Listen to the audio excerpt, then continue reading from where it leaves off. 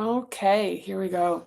All right. So in the race to get to, I want to get to 125, page 125 by the end of May. And I think we're going to do it. And if I keep up at this pace, if we keep on this, I, these are just coming out fast and furious. So I am going to read the part that I'm going to read for today is at least for this session is about intermittent reinforcement. And so in the second hub, intermittent reinforcement, one of the things that we're talking about is about our emotional literacy and how we create that by having consistent responses, like relative consistency, so that we learn that like when we feel a certain way it means a certain thing, and we start to just kind of triangulate and what was it called? There was a word I was going to use. I dropped it, but I'm going to read it.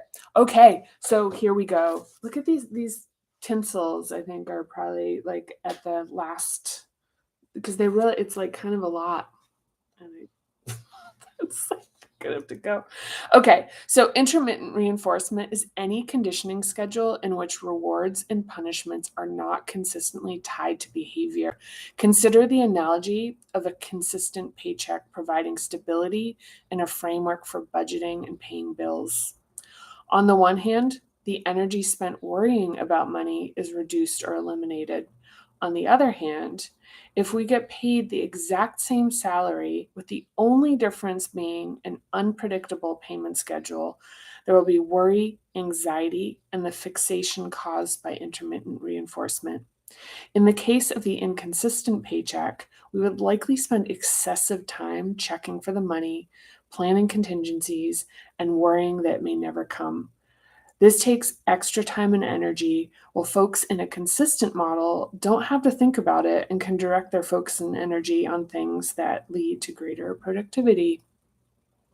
Children cannot control the vicissitudes of moods and circumstances within their family, but they don't know this yet. When there's no consistent pattern of emotional connection, love, affection, and validation, children can become fixated on figuring out how to bond, wondering if or when connection will ever come.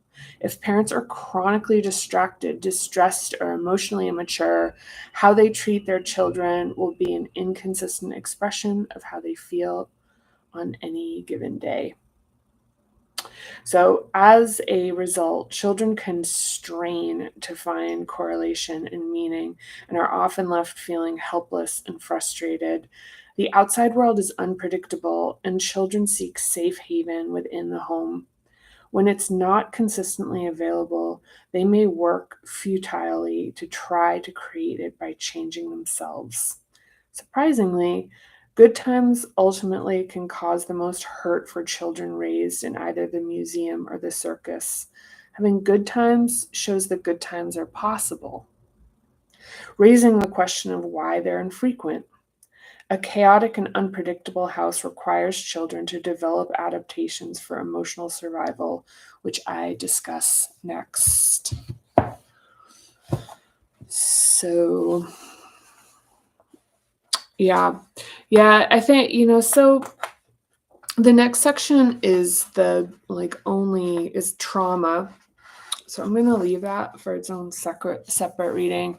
But as far as intermittent reinforcement is concerned, I mean, this is one of the things that is like a contribution to kind of, I think, like what would be hypervigilance. So it's really trying to see patterns and make sense of things long before we have the capability to do that. And then when we start to be able to see the patterns, we're developing aspects of ourselves that are like precocious. So it's like ahead of our time being able to kind of read like very micro correlations as predictions of things that are about to happen.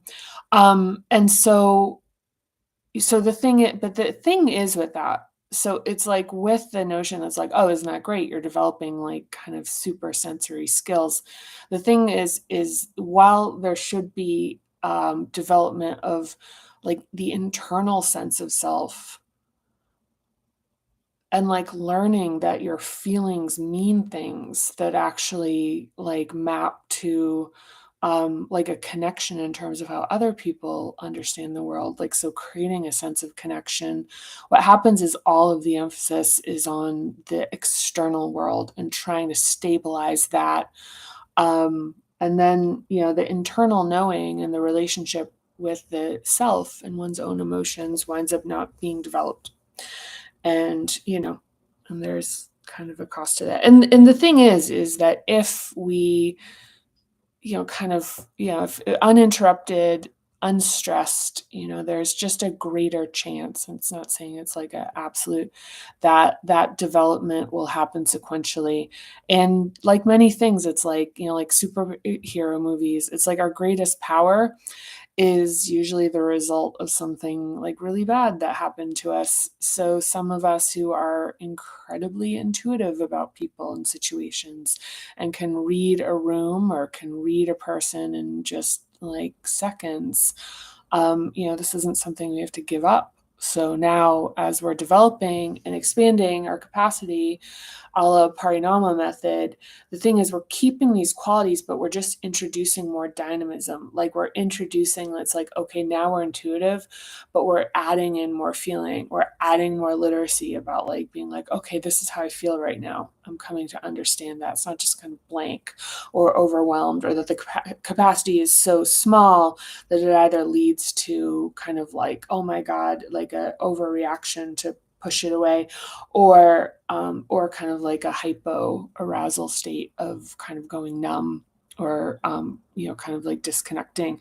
So yeah, so intermittent reinforcement, it's kind of, it's like if one day cleaning the kitchen is like a wonderful thing, and it's like that's fantastic.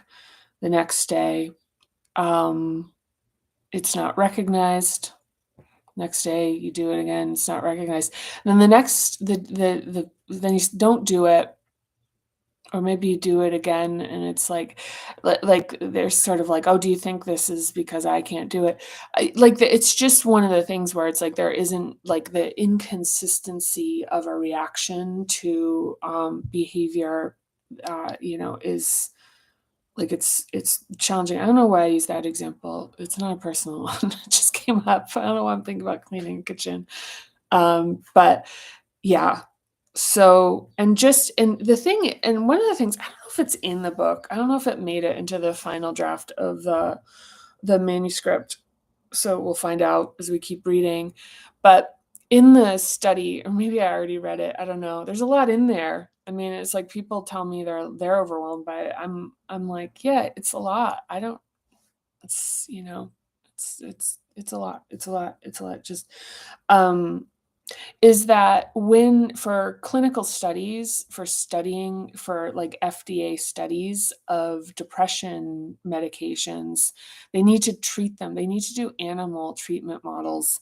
And so for something where you're measuring the efficacy against depression, the thing that you need to create is depression in the animals that are going to be getting the experimental drug. And yes, this is another place where we're getting into kind of like ethical issues here.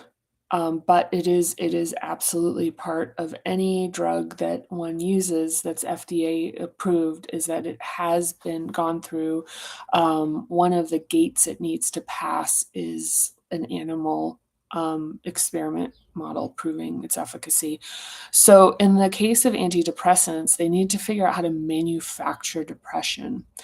And I think it's probably like in the next section. I do this all the time, is like I talk about something and it's like right there in the next thing we read. But I think the thing, and this just so stood out to me, and this is something I found very early in the process of writing the book, was that the model, the way, so they did like the way you could make rats depressed was not by having something bad happen to them. Interestingly enough, the way that you could make rats depressed is to provide complete inconsistency and change constantly to their environment. So it's like moving their cages, creating different light patterns. So like light and dark were shifting, different feeding patterns, sounds of predators, but never a predator being around, bedding being removed, taken out, the cages being slightly shifted, and that all of these things were just kind of like just these like mild interruptions were being just consistently introduced, and it led to the rats actually just losing interest in everything. So it manufactured the depression where they stopped running on their wheels, they stopped eating, they like kind of just like they slept all the time, like it manufactured depression. So it's like constant change and shifting, and especially, I mean, like one connection you could draw is that it's like constant changing of first hub, like physical safety, security. So the sense that of consistency and the sense of ground and the sense of, of safety, and even, I guess to a certain extent boundary in terms of like protective environment, that those factors being continuously just tweaked, changed, and made inconsistent and invalidated, that there'd be no security, that was something that just created depression. So this is why talking about intermittent reinforcement is that, like, this is also causes distress, is when there's just no way to be able to create any type of predictability, and that when we're doing that with the development of our emotions, that I mean, like, what happens is, like, it gets epidemic. This, like, so it's not like you point to your parent and you're like, "You're the one person that did this." It's like, it's cultural. It's, like, huge. Especially for guys have a lot of this, because they're also in combination to that, you've got the intermittent reinforcement for someone, and then you've got on top of that just kind of widespread socialization against, feeling and expressing emotion openly. So anyhow, that's it for today, or at least for now. Thank you so much for watching, and it means so much. Any interactions, likes, um, comments, anything that just validates this as a conversation. That's my hope. Is that this is where we're going with this, is it's not just me kind of talking into the void, which honestly I don't mind, because it's also like my own process of reading this versus writing it. Um, yeah. So it is like this very kind of like heart to heart, eyeball to eyeball thing of us all going through this together. So sending you lots of love, and I can't wait until next time. Bye.